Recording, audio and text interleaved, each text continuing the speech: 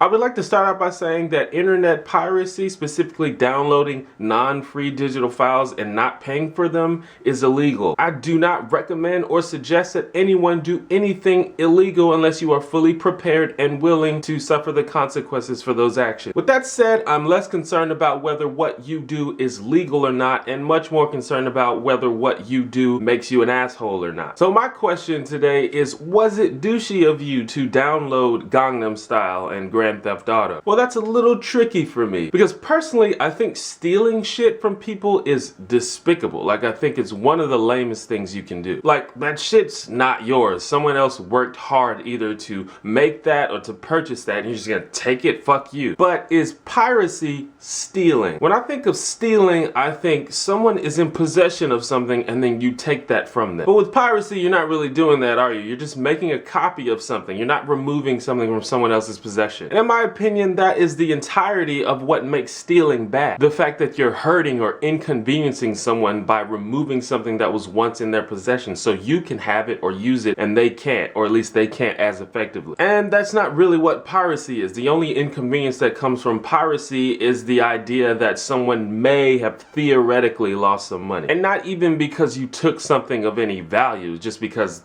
that's how they set the system up. For example, imagine if I had a really awesome room in my house and it was decorated really cool, and every time I had guests to my house, they'd want to hang out in that room, obviously, because it's awesome. But I decided I'm gonna charge people to hang out in that room. You gotta pay. Now imagine if one of my guests snuck in the awesome room without me knowing and hung in there without paying. Now obviously he's breaking my rules by not paying, but he didn't take anything from me. He's not doing anything inherently wrong. He's just breaking an arbitrary rule that I made myself. And that's basically what piracy is. So are you saying that only tangible things have value? Obviously not. If this guy were to sneak into my awesome room and then start charging people himself and trying to make a profit off of it, that would be stealing. He stole my idea and the means by which I was carrying out my idea and trying to profit off of it. Likewise, if I re-recorded Gangnam Style and told everyone I wrote it, then that would also be stealing. So don't get it twisted, brah. Piracy is not illegal because it's morally wrong or because you're hurting anyone. It's illegal because people want more money. And fuck you, I'll give you my money if I think you deserve my money. Especially if you're a huge evil corporation like the RIAA. But even if you are like Louis C.K. selling your independently produced special on your website. Don't get me wrong, I love Louis C.K., but I don't think he can shame his fans that decide to pirate his work, because the only reason he can be mad at that is because he wants more money. And it's like, me too, bro. I wish I could yell at people for not giving me money. See, me personally, I don't even think things like music and movies should even be for sale, unless of course the consumer wants to support them. If you want to sell something, then sell something that's